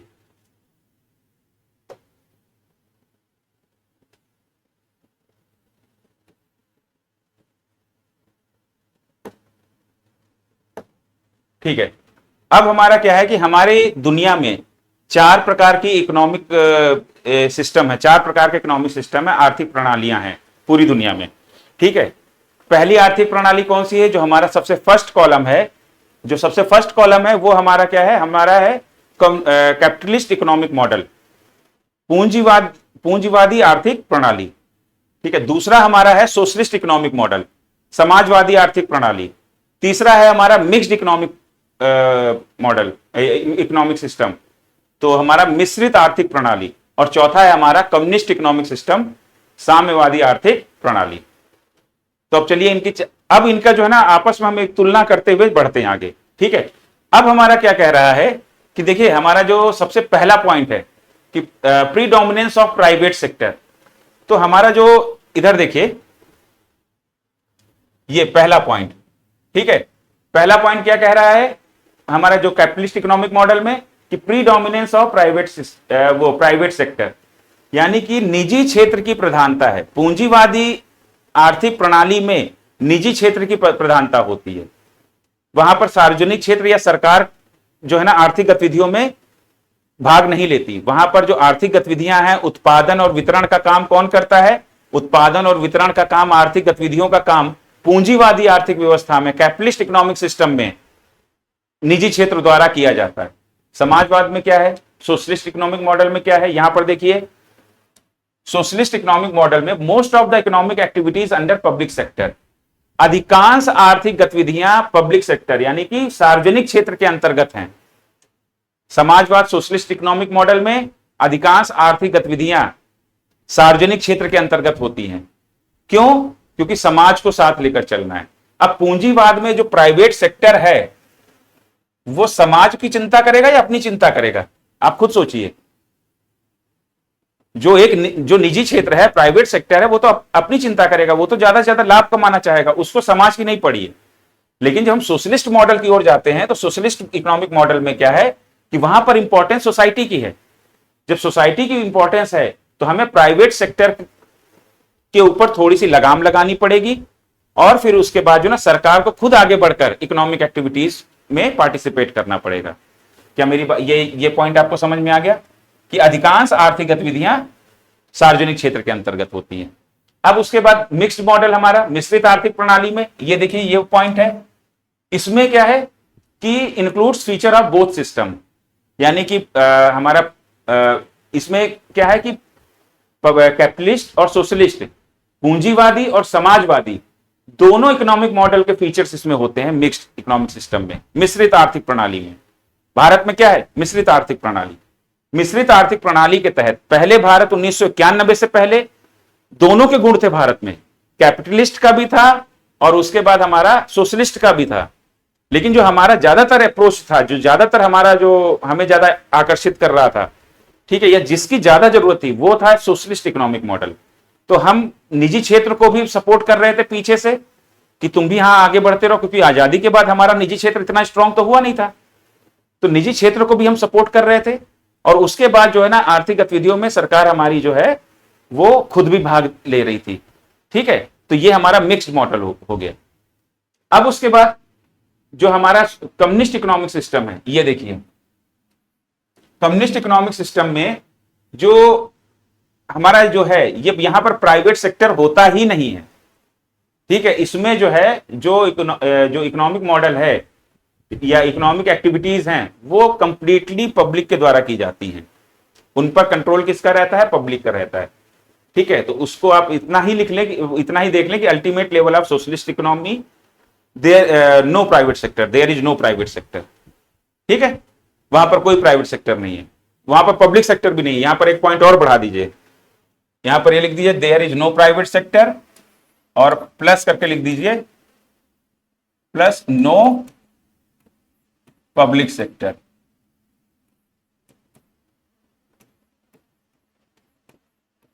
ठीक है। No private sector and no public sector, यानी कि सार्वजनिक क्षेत्र भी वहां पर नहीं है और निजी क्षेत्र भी नहीं है, लोग सब मिलजुल कर काम कर रहे हैं। अब सरकार है नहीं तो सार्वजनिक क्षेत्र कहां से होगा? क्या मेरी बात समझ में आ गई? अब दूसरी चीज है, तो यहां पर जो हमने पॉइंट डिस्कस किया कि जो डोमिनेंस किसका होगा, तो जो हमारा फर्स्ट पॉइंट था वो हमें यह दिखा रहा है कि आर्थिक गतिविधियों में डोमिनेंस किसका होगा। पूंजीवादी व्यवस्था में डोमिनेंस होगा प्राइवेट सेक्टर का, समाजवादी सोशलिस्ट मॉडल में डोमिनेंस होगा सरकार का, पब्लिक सेक्टर का। उसके बाद जब हमारा मिक्स्ड मॉडल होगा तो मिक्स्ड मॉडल में सरकार और पब्लिक सेक्टर और प्राइवेट सेक्टर, यानी कि सरकार और निजी क्षेत्र दोनों मिलकर काम करेंगे। और साम्यवाद में तो ना सरकार है और उसके बाद उसमें पूरा तो प्राइवेट सेक्टर भी नहीं है, ठीक है। तो सब कौन है, लोग आपस में मिलजुल कर काम करते हैं, ठीक। अब दूसरा पॉइंट है, हम देखेंगे कि गवर्नमेंट का रोल क्या है इकोनॉमिक एक्टिविटीज में। पूंजीवाद में गवर्नमेंट का रोल क्या है, कैपिटलिस्ट में, सोशलिस्ट यानी समाजवादी मॉडल में गवर्नमेंट का रोल क्या है, मिश्रित या मिक्स्ड मॉडल में गवर्नमेंट का रोल क्या है, और उसके बाद वहां तो गवर्नमेंट है ही नहीं, तो वहां पर तो खाली जगह पड़ी है। इसीलिए क्या मेरी बात समझ में आ गई? तो पूंजीवाद में या कैपिटलिस्ट मॉडल में मिनिमम गवर्नमेंट इंटरफेयर होता है, ठीक है, सरकार का कम से कम हस्तक्षेप, क्योंकि यहां पर क्या है, राइट्स और फ्रीडम को ज्यादा महत्व है। कैपिटलिस्ट मॉडल में लोगों के राइट्स और फ्रीडम को ज्यादा महत्व है, तो सरकार का ज्यादा इंटरफेयर नहीं होता है। और ये प्रिंसिपल है, इस प्रिंसिपल को कहते हैं laissez faire principle. Laissez faire principle क्या है, अहस्तक्षेप का सिद्धांत, ठीक है। लेसेस फेयर का मतलब क्या हो गया कि सरकार का कम से कम हस्तक्षेप। क्या मेरी बात समझ में आ गई? तो लेसेस फेयर प्रिंसिपल यहां पर काम करता है, इसको याद करना पड़ेगा आपको, इसका कोई मतलब हिंदी नहीं होता है। अगर आप हिंदी लिखना चाहेंगे तो आप हिंदी में यह लिख सकते हैं कि अहस्तक्षेप का सिद्धांत, यानी कि सरकार का कम से कम हस्तक्षेप। और इंग्लिश वाले क्या लिखेंगे, laissez faire principle, use of मतलब कि implementation of laissez faire principle. सरकार का कम से कम हस्तक्षेप होता है पूंजीवादी या कैपिटलिस्ट मॉडल में। समाजवादी में सरकार का हस्तक्षेप होता है, क्योंकि समाज को लेके चलना है। सोशलिस्ट मॉडल में प्राइवेट सेक्टर होता है, लेकिन प्राइवेट सेक्टर को की पूरी लगाम सरकार के हाथ में होती है और प्राइवेट सेक्टर के लिए बहुत कम छोड़ा जाता है। मैक्सिमम चीजें गवर्नमेंट करती है। आप ये मत सोचना कि मतलब कि सोशलिस्ट इकोनॉमिक मॉडल में प्राइवेट सेक्टर होगा ही नहीं। प्राइवेट सेक्टर होगा, लेकिन बहुत छोटा होगा, बहुत कम होगा, सरकार के पूर्णता कंट्रोल में होगा। क्या मेरी बात समझ में आ गई? तो यहां पर role of the government socialist model में क्या होगा कि government control over economic activities through licence permit quota. ठीक है, अब लाइसेंस परमिट कोटा मतलब क्या है कि मतलब कि जो प्राइवेट सेक्टर है, एक तो सारी इकोनॉमिक एक्टिविटीज सोशलिस्ट मॉडल में, समाजवादी मॉडल में सरकार करेगी, और अगर प्राइवेट सेक्टर कहीं पर भी एक्टिव है भी जहां सरकार नहीं काम कर रही है, ठीक है, तो वहां पर भी सरकार लाइसेंस परमिट और कोटा, यानी कि आपको फैक्ट्री लगाने से पहले लाइसेंस की जरूरत पड़ेगी, फिर उसके बाद आपको परमिशन लेनी पड़ेगी प्रोडक्शन करने के लिए, फिर उसके बाद कितना प्रोडक्शन करोगे उसके लिए भी सरकार कोटा तय करेगी। क्या मेरी बात समझ में आई? तो सरकार ने किस तरीके से यहां पर प्राइवेट सेक्टर के ऊपर लगाम लगा रखी है। क्या ये बात समझ रहे हैं? यहां पर समाजवादी मॉडल में तो सरकार का रोल इसमें क्या है, कम से कम इसमें सरकार का रोल बहुत ही महत्वपूर्ण है समाजवादी मॉडल में, सोशलिस्ट मॉडल में। और उसके बाद मिक्स्ड मॉडल में क्या है कि सरकार और या पब्लिक सेक्टर या सरकार और प्राइवेट सेक्टर दोनों का जो है रोल है। ठीक है, पब्लिक सेक्टर अपना जो है वो उन चीजों पे ध्यान देगा जिन पर जो ना जो पब्लिक वेलफेयर या सोशल वेलफेयर से रिलेटेड है। ठीक है, जो सोशल वेलफेयर से रिलेटेड जो भी एरियाज हैं इकोनॉमी के, उन पर पब्लिक सेक्टर अपना ध्यान देगा। बाकी जो एरिया हैं उनको पब्लिक सेक्टर या सरकार उनको प्राइवेट सेक्टर के लिए छोड़ देगी कि भाई आप उत्पादन करो और अपना बेचो, व्यापार करो। क्या मेरी बात समझ में आ गई? तो मिक्स्ड में क्या है कि selective mid level government interfere. ठीक है, यहां पर जो ना चयनित इंटरफेयर होगा गवर्नमेंट का, बहुत सेलेक्टिव। और वो सेलेक्टिव एरिया कौन सा होगा कि जो एरिया सोशल वेलफेयर को इंश्योर कर रहे हैं उनमें गवर्नमेंट अपना एक्टिव रहेगी मिक्स्ड मॉडल में, लेकिन जो सोशल वेलफेयर पे इंपैक्ट नहीं डालने वाले हैं उनके लिए जो है ना वो प्राइवेट सेक्टर को बोल देंगे कि आप अपना इसमें प्रोडक्शन करते रहो। ठीक है, और बाकी कम्युनिस्ट मॉडल में तो कुछ है ही नहीं, तो इसको तो छोड़ ही दीजिए। अब उसके बाद जो हमारा तीसरा मॉडल है, एलोकेशन ऑफ रिसोर्सेस कैसे होता है, संसाधनों का आवंटन कैसे होता है, ये तीसरा पॉइंट है हमारा।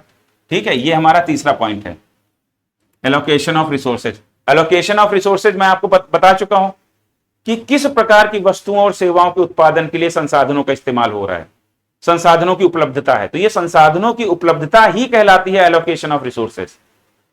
ठीक है, availability of resources is known as allocation of resources. संसाधनों की उपलब्धता ही संसाधनों का आवंटन कहलाती है। अब यहां पर तीसरे पॉइंट में हम देखेंगे कि चारों मॉडल में एलोकेशन ऑफ रिसोर्सेज कौन कर रहा है, संसाधनों का आवंटन कौन कर रहा है। तो हमारा जो कैपिटलिस्ट मॉडल है, पूंजीवादी मॉडल है, यहां पर जो है जो एलोकेशन है वो मार्केट मैकेनिज्म, बाजार तंत्र कर रहा है। बाजार तंत्र द्वारा संसाधनों का आवंटन हो रहा है। मतलब कहीं पर अगर पूंजीवादी व्यवस्था है तो वहां पर सरकार का कम से कम हस्तक्षेप है, वहां के नागरिक या वहां के लोगों को पूरी तरीके से स्वतंत्रता है कि वो जो चाहे वो प्रोडक्शन कर सकते हैं और जहां चाहे बेच सकते हैं, जिसके साथ चाहे व्यापार कर सकते हैं। ठीक है, तो यहां पर क्या है, तो अब यहां पर क्या बाजार तंत्र हावी है। और बाजार तंत्र क्या है, मार्केट मैकेनिज्म क्या है, ये आप देखेंगे कि बाजार के दो अदृश्य हाथ होते हैं, डिमांड एंड सप्लाई। तो डिमांड और सप्लाई के आधार पर सप्लाई कम पड़ी तो और प्रोडक्शन होगा, डिमांड ज्यादा है तो और प्रोडक्शन होगा, डिमांड कम हो गई तो प्रोडक्शन कम हो जाएगा, सप्लाई ज्यादा हो गई तो प्रोडक्शन कम हो जाएगा। यानी कि डिमांड और सप्लाई, मांग और पूर्ति, जो ये दो जो चीजें हैं, जो बाजार मैकेनिज्म, जो बाजार तंत्र, मार्केट मैकेनिज्म के ये जो दो हाथ हैं, ये तय करते हैं कि संसाधनों का आवंटन कैसे होगा, किन चीजों का उत्पादन होगा, संसाधनों का इस्तेमाल किन चीजों के उत्पादन में होगा। जिन चीजों की डिमांड होगी उन्हीं का उत्पादन होगा, या जिन चीजों की सप्लाई कम होगी उन्हीं का उत्पादन होगा।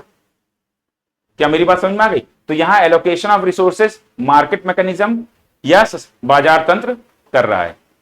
समाजवादी सोशलिस्ट मॉडल में गवर्नमेंट कर रही है एलोकेशन ऑफ रिसोर्सेज। ठीक है, और ये एलोकेशन ऑफ रिसोर्सेज गवर्नमेंट कर कैसे रही है, थ्रू इकोनॉमिक प्लानिंग। क्यों? क्योंकि अब कैसे, क्योंकि समाज को साथ लेके चलना है और समाज में कई वर्ग हैं, ठीक है, समाज में वंचित हैं, कुछ अच्छी स्थिति में है, ठीक है, तो उन सबको एक साथ लेके चलना है। तो जो संसाधन है, संसाधन तो किसी भी देश में किसी भी क्षेत्र में सीमित होते हैं, तो उन संसाधनों को हमें कैसे यूटिलाइज करना है कि हमारे समाज का कल्याण होता रहे, समाज में कोई भी वंचित न रह जाए, कोई भी पीछे न छूट जाए। तो इन सब चीजों को कंट्रोल करने के लिए सरकार जो है वो प्लान करती है, और प्लान करके वो जो है ना, प्लानिंग के थ्रू जो है वो संसाधनों का आवंटन करती है। और इस प्लानिंग में ही सरकार ये तय करती है कि प्राइवेट सेक्टर, जिसकी लगाम सरकार ने मजबूती से पकड़ रखी है लाइसेंस परमिट कोटा के तहत, तो वो उसी में तय करती है कि भाई तुम कितना रिसोर्सेज इस्तेमाल कर सकते हो। क्या मेरी बात समझ में आ गई? तो ये सरकार तय करेगी कि प्राइवेट सेक्टर कितने रिसोर्सेज इस्तेमाल करेगा, कितना प्रोडक्शन करेगा, कितनी मात्रा में, उससे ज्यादा नहीं होना चाहिए। क्या किसी पर्टिकुलर क्षेत्र में प्रोडक्शन के लिए हम लाइसेंस दें कि ना दें? तो ये सारी चीजें क्या है, प्लानिंग के थ्रू सरकार तय करती है समाजवादी मॉडल में।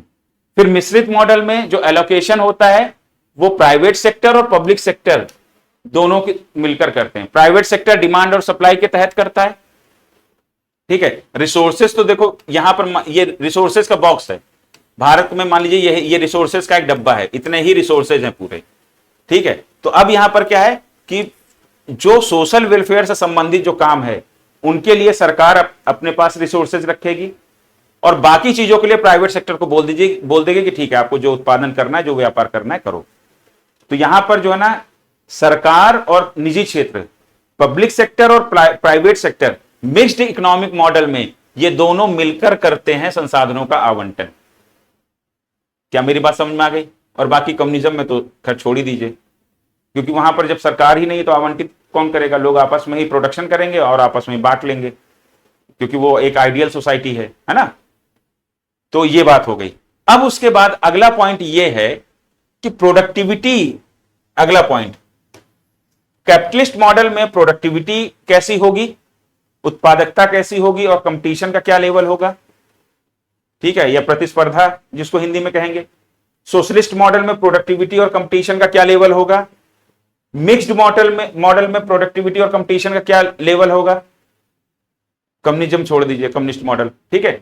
तो अब क्या है कि जहां पर प्राइवेट सेक्टर एक्टिव है, पूंजीवादी मॉडल में, कैपिटलिस्ट मॉडल में कौन एक्टिव है? Private sector. अब जब प्राइवेट सेक्टर एक्टिव है तो प्राइवेट सेक्टर क्या है, उसका मोटिव क्या है? प्रॉफिट कमाना। और प्रॉफिट जब उसको कमाना है तो वो ज्यादा से ज्यादा प्रोडक्शन करेगा, तो प्रोडक्टिविटी ज्यादा होगी कि नहीं होगी? तो प्रोडक्टिविटी यानी उत्पादकता ज्यादा होगी, हाँ या ना? क्या मेरी बात समझ में आ गई? और कंपटीशन, भाई सभी के राइट्स और सभी की फ्रीडम को महत्व दिया गया है। तो अगर कोई भी चीज प्रोडक्शन कर सकते हैं तो मैं भी कर सकता हूं, आपका सहपाठी जो आपके बगल वाला बैठा है वो भी कर सकता है, क्योंकि सभी के अपने सभी के पास राइट्स और फ्रीडम है ना, तो सभी कर सकते हैं उत्पादन। तो यहां पर क्या है कि यहां पर उत्पादन बढ़ेगा, उत्पादन ज्यादा होगा पूंजीवादी मॉडल में, कैपिटलिस्ट मॉडल में। और जो कंपटीशन है, कंपटीशन भी ज्यादा हो।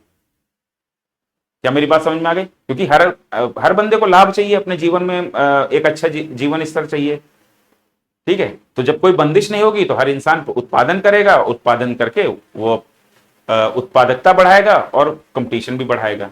और इससे फायदा क्या होगा? इससे जो हमारा उत्पाद है उसकी कीमतें कंट्रोल रहेंगी, और जो हमारा उसकी जो क्वालिटी है वो क्वालिटी बेहतर होगी, ठीक है। अब यहां पर जो सोशलिस्ट मॉडल है, तो सोशलिस्ट मॉडल में प्रोडक्टिविटी कम होगी और कंपटीशन भी कम होगा। कंपटीशन कम क्यों होगा? क्योंकि जो मैक्सिमम है वो तो गवर्नमेंट के कंट्रोल में है, और गवर्नमेंट प्रॉफिट के मोटिव से काम नहीं करती।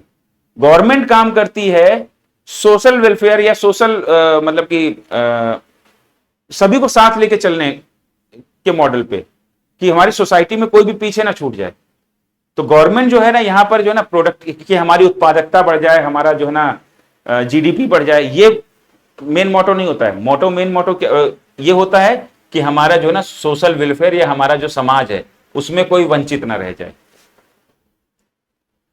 ठीक है। तो यहां पर प्रोडक्टिविटी कम होगी और कंपटीशन भी कम होगा।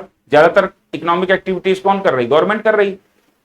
उसके बाद जो बचा कुचा है जो प्राइवेट सेक्टर को दिया भी है, तो वहां पर भी अब लाइसेंस लो, फिर परमिशन लो। पहले तो फैक्ट्री सेटअप के लिए उस पर्टिकुलर प्रोडक्शन के लिए आप लाइसेंस लो, फिर उसके बाद फैक्ट्री वगैरह सेट करने के लिए परमिशन लो, फिर उसका कितना उत्पादन करोगे और किन कीमतों पे बेचोगे, प्राइसेस क्या रहेंगे, वो भी आपका कोटा तय होगा, वो भी आपका जो ना कोटे के थ्रू तय होगा। तो इतनी झंझट कौन करेगा? तो गिने चुने प्लेयर होते हैं। तो यहां कंपटीशन भी सोशलिस्ट मॉडल में कम होता है, समाजवादी मॉडल में, और उत्पादकता प्रोडक्टिविटी भी कम होती है। मिक्स्ड मॉडल में क्या है?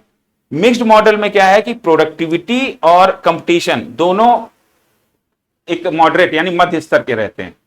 रीजन, मिक्स्ड मॉडल में प्राइवेट सेक्टर भी है और मिक्स्ड मॉडल में आपका पब्लिक सेक्टर भी है। और यहां पर क्या है कि मोटिव क्या होता है? प्राइवेट सेक्टर का मोटिव क्या है कि ग्रोथ, प्रॉफिट, और पब्लिक सेक्टर का मोटिव क्या है? सार्वजनिक क्षेत्र या सरकार का सोशल वेलफेयर। ठीक है, तो जो सोशल वेलफेयर से चीजें रिलेटेड जो भी क्षेत्र होंगे, सरकार वहां एक्टिव रहेगी, बाकी क्षेत्रों के लिए बोल देगी, प्राइवेट सेक्टर को बोल देगी कि आप अपने हिसाब से करो, व्यापार करो, उत्पादन करो, जहां बेचना है बेचो। तो यहां प्राइवेट सेक्टर भी एक्टिव है तो ग्रोथ होगी और सोशल वेलफेयर भी होगा।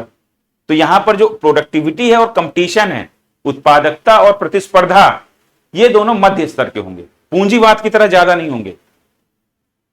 क्या मेरी बात समझ में आ गई? आप लोगों को इतनी बात क्लियर हुई? बाकी इसको तो छोड़ दीजिए। अब यहां पर देखिए, यहां पर एक देखिए सोशल इनजस्टिस लिखा हुआ है।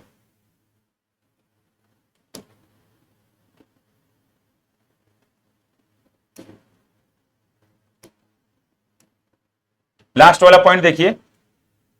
अब लास्ट वाला पॉइंट यहां ध्यान दीजिए।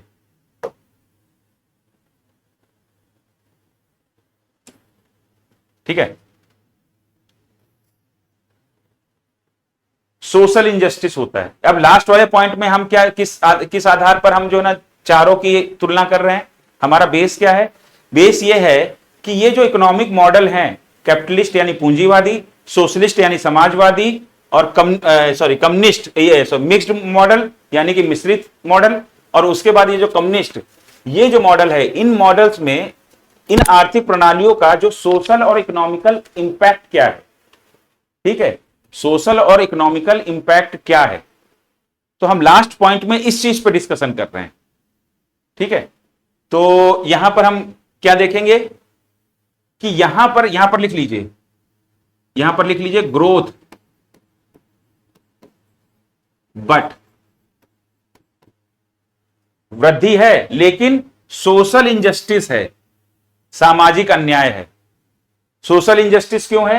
क्योंकि जो मोटिव है कैपिटलिस्ट इकोनॉमिक मॉडल में, पूंजीवादी आर्थिक प्रणाली में, वो निजी क्षेत्र का मोटिव तो रहता है प्रॉफिट कमाना, समाज सेवा करना नहीं होता ना। अब जब उसको प्रॉफिट कमाना है तो वो क्या है? वेजेस कम देगा, या जिसको कहते हैं सैलरी कम देगा। फिर उसके बाद मशीन्स का ज्यादा इस्तेमाल करेगा, क्योंकि ज्यादा से ज्यादा उसको प्रॉफिट कमाना है। हाँ है ना, मशीन्स का ज्यादा इस्तेमाल करेगा, जो एक्स्ट्रा मैन पावर होगी उसको निकाल देगा नौकरी से। तो यहां पर वेजेस कम दे रहा, और उसके बाद जो है ना काम करने के घंटे भी ज्यादा रखेगा, सैलरी भी कम देगा, काम करने के घंटे भी ज्यादा रखेगा, और मशीनों का ज्यादा से ज्यादा इस्तेमाल करेगा, इंसानों का कम, क्योंकि प्राइवेट सेक्टर को ज्यादा से ज्यादा प्रॉफिट चाहिए कैपिटलिस्ट इकोनॉमिक मॉडल में, पूंजीवादी आर्थिक प्रणाली में। तो वो कैसे मिलेगा कि भाई कम से कम देना पड़े? तो यहां पर क्या है? एक्सप्लॉयटेशन, शोषण हो रहा है। अब उसके बाद अनएम्प्लॉयमेंट है, क्योंकि भाई मशीनें भी हैं, मशीनीकरण हो रहा है। और उसके बाद जो है ना, जो मैन पावर है, जितना कम से कम कर सकते हैं, छाड़ सकते हैं, उतना कम से कम कर रहे हैं। तो उससे क्या, अनएम्प्लॉयमेंट भी हो रहा है, एक्सप्लॉयटेशन भी हो रहा है, और इकोनॉमिक इनइक्वालिटी भी है। जो अब क्योंकि यहां पर कैपिटलिस्ट मॉडल में फैक्टर्स ऑफ प्रोडक्शन पे कंट्रोल किसका है? प्राइवेट सेक्टर का। तो जिनके पास कंट्रोल है, जिनके पास रिसोर्सेज हैं, वो तो अमीर हैं, लेकिन उनके नीचे काम करने वाले, उनको तो वेजेस और सैलरी वगैरह कम मिल रही है, तो वो तो गरीब बने रहेंगे। और दूसरी बात ये सब आप जानते हैं कि पैसा ही पैसे को खींचता है। जो पैसा है, ये पैसा पैसे को खींचता है। मेरी बात समझ में आई? तो ये क्या है कि जिनका ओनरशिप है, या जिनका जो जो ओन कर रहे हैं रिसोर्सेस को, जो मालिक हैं, वो तो अमीर होते चले जाएंगे, लेकिन उनकी तुलना में, उनके कंपैरिजन में जो नीचे नीचे क्लास के लोग हैं, वो उतनी तेजी से ऊपर नहीं उठ पाएंगे। तो यहां पर इनइक्वालिटी, इकोनॉमिक इनइक्वालिटी, आर्थिक असमानता बढ़ती जाएगी। ठीक है, तो यहां पर जो इकोनॉमिक इंपैक्ट है, तो वो तो अच्छा है कि ग्रोथ होगी कैपिटलिस्ट मॉडल में, क्योंकि प्राइवेट सेक्टर एक्टिव है। ग्रोथ होगी, लेकिन सोशल इनजस्टिस होगा। ठीक है, अगर हम सामाजिक स्तर पर, सोशल लेवल पे देखें, तो वहां पर क्या है? इनजस्टिस है, अन्याय है, शोषण है, बेरोजगारी है, और आर्थिक असमानता है। क्या मेरी बात समझ में आ गई? अब सोशलिस्ट मॉडल में देखो, यहां पर सामाजिक न्याय है। क्यों? क्योंकि समाज का ध्यान रखा जा रहा है, सरकार खुद सारी चीजें कर रही। भले ही यहां पर ग्रोथ, यहां पर लिख दीजिए ग्रोथ, यहां पर इकोनॉमिक इंपैक्ट क्या होगा? तो ग्रोथ यहां पर स्लो रहेगी, लिख लीजिएगा आप लोग। ठीक है, ग्रोथ यहां पर स्लो रहेगी सोशलिस्ट मॉडल में, समाजवादी मॉडल में। तो ये इकोनॉमिक इंपैक्ट हो गया, लेकिन सोशल जस्टिस होगा। फोकस क्यों? क्योंकि focus on production of the goods of basic needs. क्योंकि फोकस किस पर होगा? जो हमारी मूल आवश्यकताओं की वस्तुएं हैं, उनके उत्पादन पर फोकस होगा। क्या मेरी बात समझ में आ गई? अब मिक्स्ड मॉडल में देखते हैं यहां पर। तो यहां पर मिक्स्ड मॉडल में ग्रोथ भी हो रही है, ठीक है, और सोशल जस्टिस भी हो रहा है। हालांकि ग्रोथ का जो दर है, रेट है, वो कैपिटलिस्ट मॉडल की बराबरी नहीं कर पाएगा, लेकिन फिर भी यहां ग्रोथ एक चल रही है। इससे तो बेहतर है ना। सोशलिस्ट मॉडल में, समाजवादी मॉडल में तो ग्रोथ बहुत स्लो है, लेकिन यहां पर क्या है? प्राइवेट सेक्टर को भी कुछ खुली छूट दी गई है। तो वो प्राइवेट सेक्टर, निजी क्षेत्र ग्रोथ को हैंडल कर रहे हैं, ग्रोथ को बढ़ावा दे रहे हैं, और जो सरकार है, सरकार जो है ना, वो सोशल जस्टिस पे काम कर रही है। प्राइवेट सेक्टर और पब्लिक सेक्टर दोनों मिलकर काम कर रहे हैं मिक्स्ड मॉडल में। क्या मेरी बात समझ में आ गई? और इसमें तो खैर कुछ है ही नहीं। तो ये चीज आपको समझ में आई कि हमारा ये जो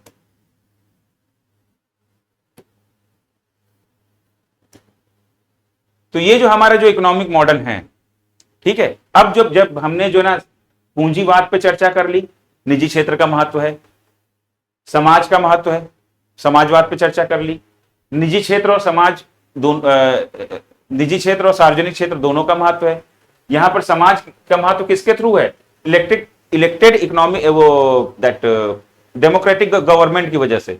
तो यहां पर समाज का महत्व है एक चुनी हुई गणतांत्रिक सरकार के द्वारा।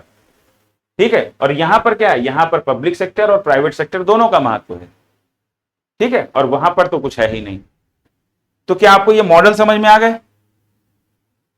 ठीक है, तो मुझे ये उम्मीद है कि अब मैं लाइट जला लेता हूं, है ना।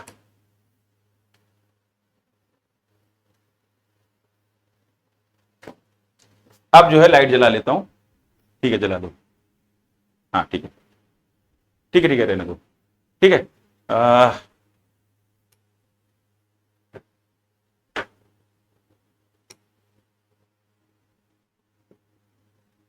ठीक।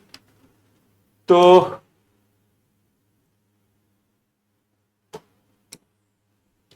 हमने जो ये साम्यवाद पढ़ लिया, देखिए, ठीक है, फिर उसके बाद हमने थोड़ा बहुत सोशलिस्ट मॉडल के बारे में पढ़ लिया, फिर हमने जो है ये कैपिटलिस्ट मॉडल, पूंजीवादी मॉडल थोड़ा बहुत पढ़ लिया। तो इससे क्या है कि अब आपको दिक्कत नहीं होगी ये जो चारों आर्थिक प्रणालियां हैं, इनको समझने में। अब आप बोलोगे कि सर इनको याद कैसे करना है? तो ये तो समझ आपके दिमाग में होनी चाहिए। फिर भी अगर आप याद करना चाहते हो, तो इसके लिए आप जो है ना, उसमें 6 पॉइंट्स मैंने लिए हैं। वो 6 पॉइंट्स कौन कौन के हैं, जिनके आधार पर हमने एक दूसरे से कंपेयर किया है। तो वो मेन 6 पॉइंट्स कौन से हैं, उनको चाहो तो आप नोट कर लो उसके नीचे। उससे क्या है, आपको इजीली याद हो जाएगा। तो मेन 6 पॉइंट्स कौन कौन से हैं? पहला पॉइंट है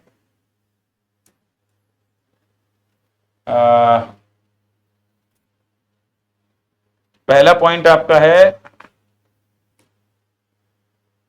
1 सेकेंड,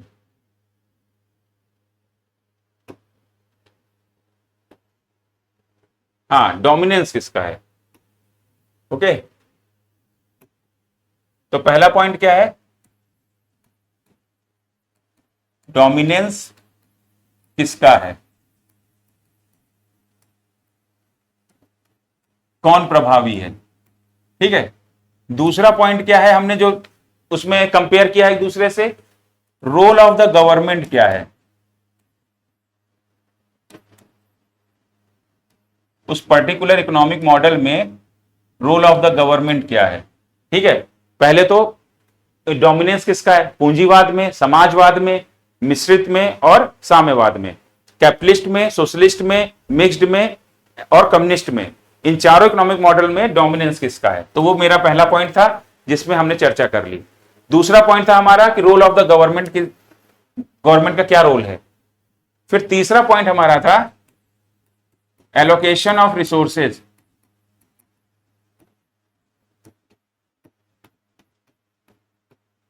संसाधनों का आवंटन कौन कर रहा है। ठीक है, चौथे पॉइंट में हमने जो कंपैरिजन किया है कि इनका इकोनॉमिक जो सिस्टम्स हैं, इनका मोटिव क्या है, उद्देश्य क्या है। फिर उसके बाद पांचवे में जो हमने कंपेयर किया है, हमने देखा है कि ये जो सारे इकोनॉमिक सिस्टम हैं, इनकी प्रोडक्टिविटी और उत्पादकता और कंपटीशन, प्रतिस्पर्धा, इसका क्या लेवल है। ठीक है, और उसका लास्ट में हमने छठे नंबर पे देखा था कि इकोनॉमिक